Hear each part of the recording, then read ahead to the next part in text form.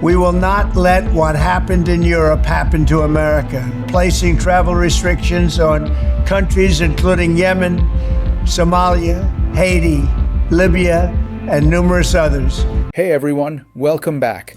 President Trump just dropped a bombshell on June 4th, 2025, banning travel from 12 countries. Why is he doing this now? Will it spark protests like his first-term Muslim ban? How's it affecting global ties, especially for countries like Pakistan that aren't banned yet? And could your US travel plans get derailed? Stick with me as we unpack the politics, security, and what this means for you. Let's break it down.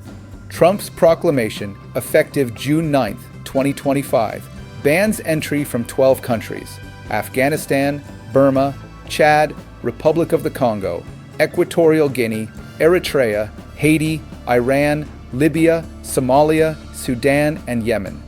7 others face partial restrictions: Burundi, Cuba, Laos, Sierra Leone, Togo, Turkmenistan, and Venezuela, hitting tourist, student, and immigrant visas. Pakistan's not on either list, but it was flagged in March drafts for possible restrictions. In a video on X today, Trump said, "The recent terror attack in Boulder, Colorado, underscores the extreme dangers posed by foreign nationals not properly vetted." Interestingly, the attacker, an Egyptian citizen who entered via Kuwait, isn't from a banned country, raising questions about Trump's justification. Rewind to 2017. Trump's first ban, executive order, targeted 7 Muslim-majority countries: Iran, Iraq, Libya, Somalia, Sudan, Syria, and Yemen, banning entry for 90 days and halting refugees. Labeled a Muslim ban by critics and Trump himself, it caused chaos at airports. Courts blocked it, citing religious discrimination. A second version, minus Iraq, and a third, adding Chad, North Korea, and Venezuelan officials, were also challenged. But the Supreme Court upheld the third in 2018, citing national security.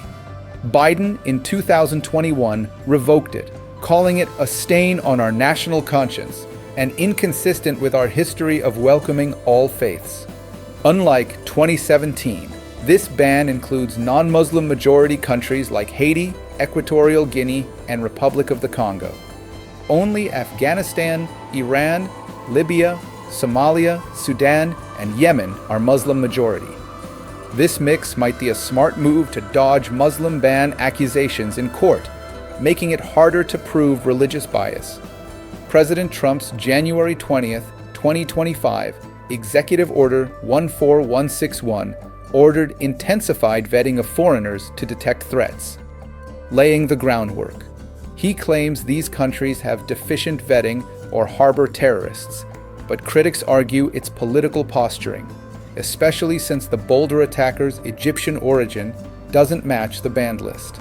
This ban's stirring up US politics.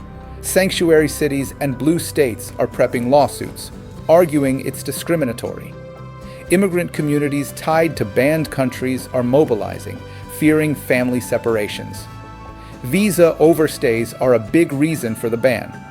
Per the 2023 DHS Overstay Report, Haiti had a 31.38% B1, B2 visa overstay rate. Burma, 27.07%. Sudan, 26.30%. Eritrea, 20.09%. And Burundi, 15.35%. Trump's proclamation notes these unacceptable rates show disregard for U.S. laws. Visas issued before June 9th won't be revoked, but re-entry could get tricky for those from restricted countries. This ban's shaking up the world stage big time. Countries like Iran and Haiti are fuming, and some, like Venezuela, are hitting back hard. Their interior minister warned being in the U.S. is a great risk for anyone, calling the U.S. government fascist and urging Venezuelans to avoid travel there. Somalia's ambassador took a softer approach, promising to work with the U.S. on security to get off the list. Pakistan, still not banned, was on an orange watch list in March, meaning they're under pressure to tighten vetting. Trump's pushing this as a security win, citing his January 20th, 2025 executive order for tougher screening to stop threats like ISIS or Venezuela's Tren de Aragua gang. In his X video today, he said, "We will not allow people to enter our country who wish to do us harm." But here's the twist. The Boulder, Colorado attack he mentioned, where an Egyptian tossed a gasoline bomb at a pro-Israel rally, doesn't tie to the banned countries. Egypt and Kuwait, where he entered from, aren't listed. Critics like Amy Spitalinik from the Jewish Council for Public Affairs argue this incident shouldn't justify targeting mostly Muslim-majority nations. If Pakistan gets added later, it could mess with US-Pakistan relations. Is this ban really about security, or is it alienating key allies? So what's next for travelers? If you're from Pakistan or other non-banned countries, you're in the clear for now, but don't get too comfy. March 2025 reports flagged Pakistan for possible visa restrictions, like mandatory in-person interviews or social media checks. The Guardian notes this ban could reshape US borders more dramatically than any policy in modern memory, with delays and denials hitting students, tourists, and workers. Visa overstays are a big issue.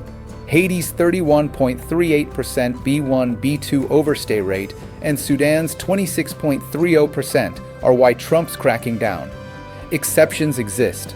Green card holders, current visa holders, and World Cup players from banned countries like Iran can still enter for 2026 events. But for most, expect tougher scrutiny. Let's hear directly from President Trump on this. Here's what he said in his brief video message from the White House in Washington, D.C. today. The recent terror attack in Boulder, Colorado has underscored the extreme dangers posed to our country by the entry of foreign nationals who are not properly vetted, as well as those who come here as temporary visitors and overstay their visas. We don't want them. In the 21st century, we've seen one terror attack after another carried out by foreign visa overstayers from dangerous places all over the world. And thanks to Biden's open door policies, today there are millions and millions of these illegals who should not be in our country.